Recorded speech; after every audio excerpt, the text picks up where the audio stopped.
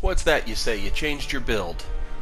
Well, grab you a mimic hat and go pick up some sharp gems or some heavy gems or whatever the hell kind of gems. Infusions matter now, right? So you don't have to be a quality build. So what do you do with all them fucking stats, right? Well, that was my question. So I went and paid a visit to the blessed goddess Rosaria, and I became a dex build. And I pumped 60 fucking points into vigor. Well, not really, but this character has 60 vigor right now. All of his weapons are sharp infused. Everything. Got the sharp dagger for riposts, Lothric Knightsword, Goddard's, Shoutout, Falchion, Winged Spear. Yeah. So we're a dex build with 60 vigor. I'm going to give a shout out to Akari. Not that Akari, more different Akari. Over on Twitch. Helped me out with a lot of build stuff. Especially weird shit. So you can see we have a shit ton of health, right? And how nice is that for one of these situations, where as an invader, you're expected to duel with the host with 30% less health. Kind of bullshit, right? But it happens all the time. Especially a guy like this. This dude's about as try-hard as it gets. He's got a nice Pyromancer build here, swapping back and forth between the Onyx Blade, Demon Scar, pulls out the Witch's Locks,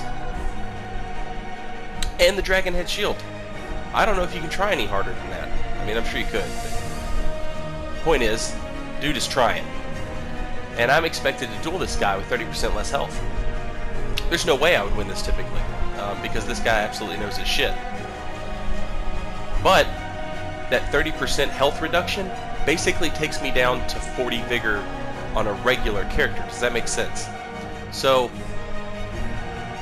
in the arena, this would be super fucking handy. You've got 40 dex. I've actually got 44. But you've got all the dex you could want for damage.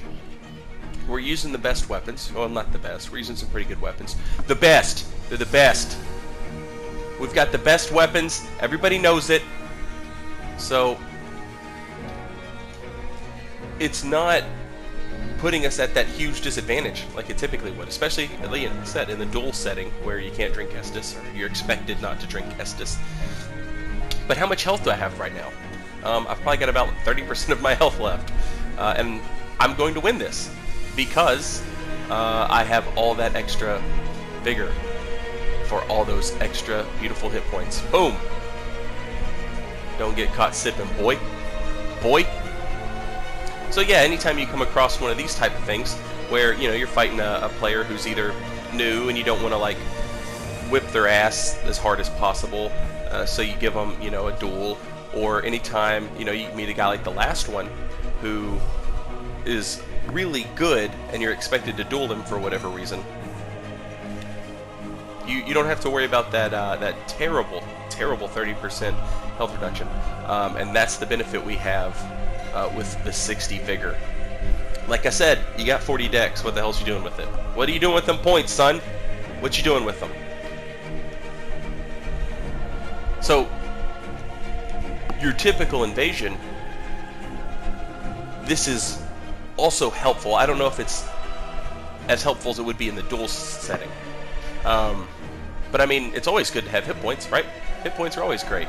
Just ask that host right there, cast and heal on her Phantom. It's fantastic. You want all the hit points you can muster. So this does make you harder to kill.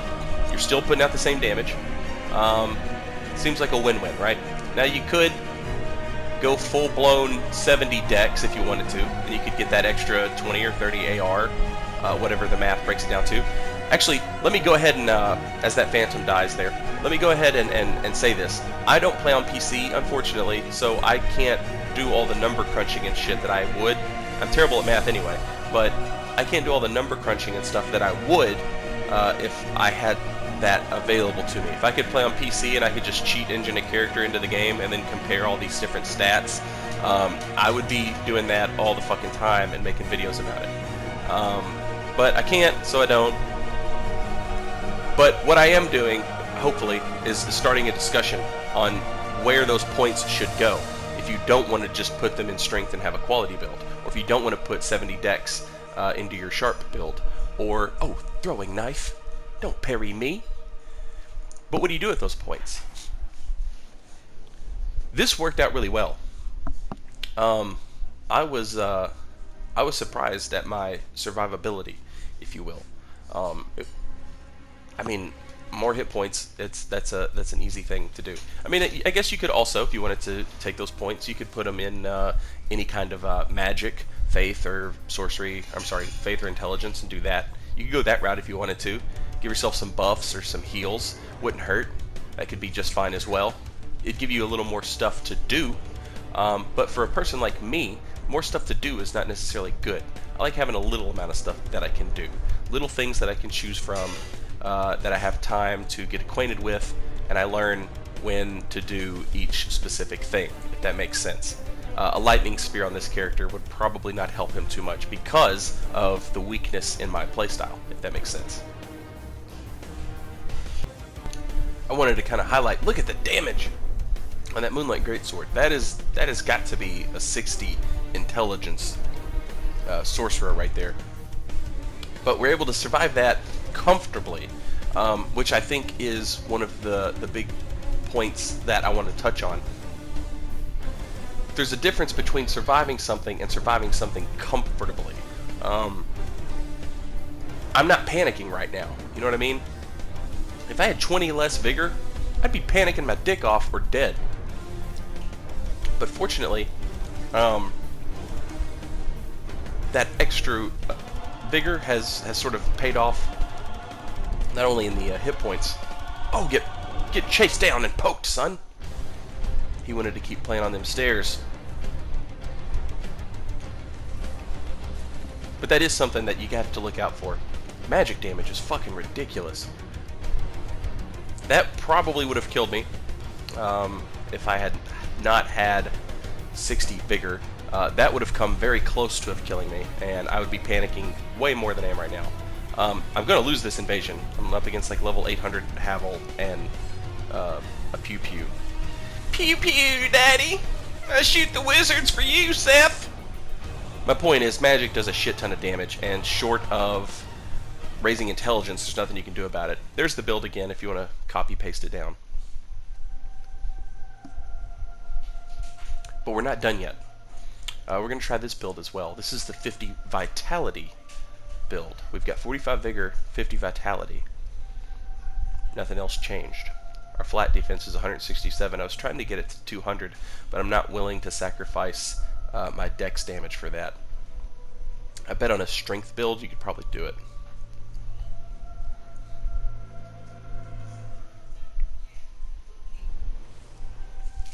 Now, this build is sort of, you can see the health bar is still pretty big for an invader. But I was hoping for that extra damage mitigation. Now, in a duel, it may not be a lot, and I've touched on this before, but in an invasion where you get to heal, you have all of that mitigation. Look at that. Jesus, how close was I to dead? You get all of that damage mitigation every time you drink. Every time you drink Estus and you go back to full health, all that damage mitigation, you get to run through it again. So while it might not seem super useful at first, it could be the difference between, you know, taking 50 hits to die and 60 hits to die. Now, against magic, it's still the same. You're still not gonna have the best defense, so you still have to play carefully around it. And now you don't have the benefit of that 60 fucking vigor for the hit points, so you got to play a little smarter. But as far as physical damage goes, you can see this guy's doing barely any damage to me. I got hit with only 2 homing soul masses right there, and you can see how much damage just 2 of them did. Pretty good damage. This is kind of on the topic of Sagan the Wise is his name on Twitch. I believe it's Sagan X420 on both Reddit and YouTube.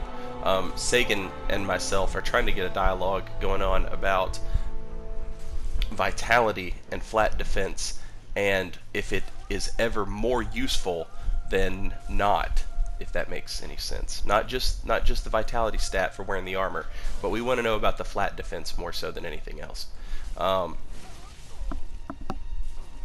Watch this. This is insane. Here comes the throwing knife. Oh, the blue. But yeah, I don't play on PC. If I played on PC, I'd be all over this shit. I would be number crunching like a motherfucker. But I don't. Sucks, I know, but that's where we are. But yeah, if this is something that interests you, hook up with my boy Sagan, and y'all figure this shit out, because I would love to know what's going on with flat defense. Now, here you can see I've changed my armor a little bit from my typical edge wear. I wanted to have the benefit of some absorption, and there you can see I also had the Ring of Steel Protection +3. I wanted to fool around with that a little bit. It's nerfed all the shit in PvP. I think, if I'm not mistaken, it's around 15% damage reduction in PvE, so it's probably like 6% in PvP or something like that. Don't quote me on the numbers. I'm not a numbers guy. I'm guessing, I'm roundabouting, I'm just spouting bullshit, but I'm telling you beforehand, don't believe me when I come to just saying numbers. I'm just giving you, like, roundabouts. But the point is, I wanted to test out the Ring of Steel Protection to sort of counterbalance, to sort of counteract the damage, the absorption penalty that you wear from that you get from wearing the Prisoner's Chain. When you wear the Prisoner's Chain, you lose out on some absorption as a penalty. Now, in my opinion, the flat defense is better than the absorption could ever be, so it's worth it. But I wanted to wear the Ring of Steel Protection and sort of get a feel for it. Now, in the middle of an invasion, it's impossible for me to keep track of this stuff. Even look at the damage. Really, I'm just kind of stuck fighting 3 people. And when I do these videos, I'm able to go back and look and say, wow, okay, that Crucifix of the Mad King didn't seem to hit me nearly as hard as it usually does. Get fucked! Watchdog of the Old Lord style. Also, I've put the music that I'm using in the bottom right corner of this video, so you guys don't have to worry about asking me what it is. If you're curious, it's right down there.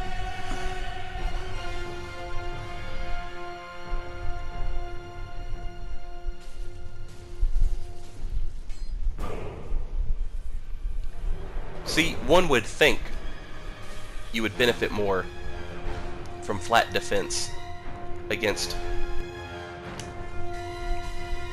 the straight sword and the axe. They don't seem to be doing as much damage as I would typically be taking, but it gets hard to judge because you don't know what kind of build you're fighting against. So you're sort of left looking at the character, looking at the weapons, and you're basing your judgment on that. Does this player know what the hell's going on? No offense to this blue here, but most people wouldn't use that weapon in PvP. It's just too slow.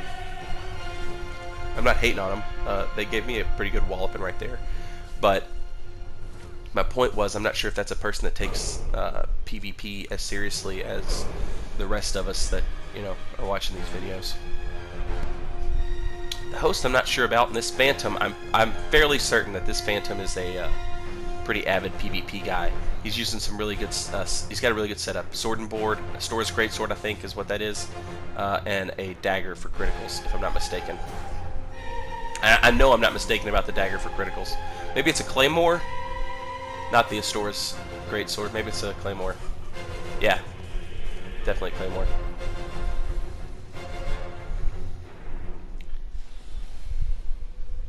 Again, another wizard, so I make myself scarce while they're sitting here nuking everything. Going for that sweet dagger backstab against the wizard, didn't get it though.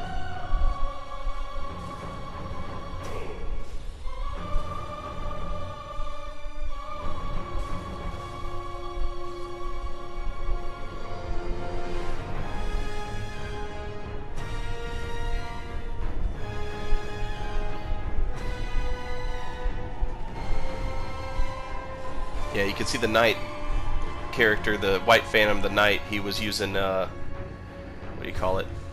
He had a dagger right there, trying to get that backstab. So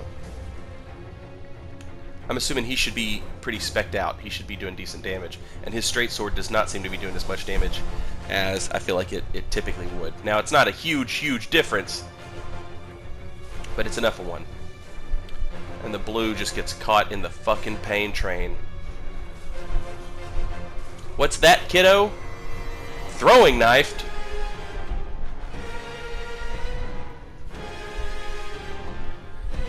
Your army is dwindling, summoner. That still does pretty good damage. Look at that summon lag.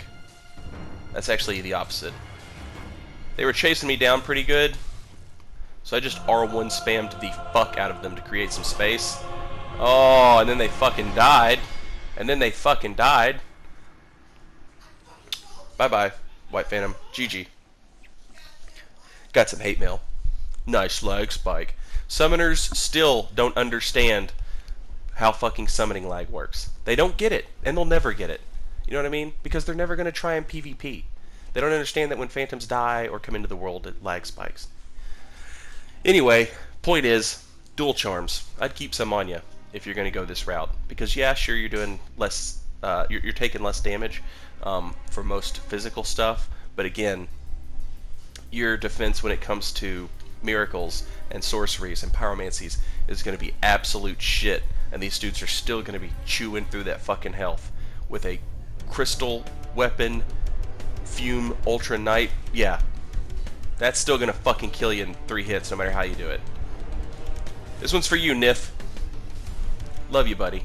And thank you for letting me use your drums version of Gascoigne's theme from Bloodborne. That's gonna do it for us today, guys. Thanks very much for watching. Don't forget to hit that motherfucking fuck button.